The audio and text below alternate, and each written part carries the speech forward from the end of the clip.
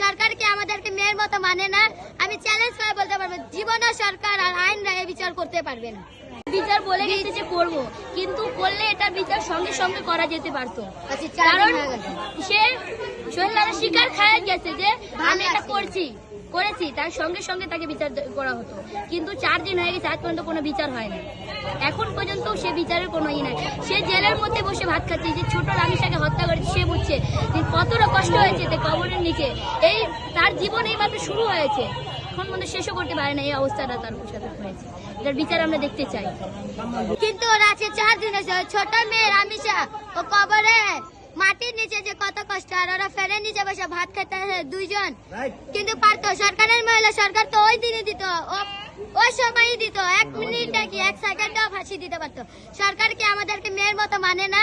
আমি চ্যালেঞ্জ করে বলতে পারবো, জীবনও সরকার আর আইন রায় বিচার করতে পারবে না।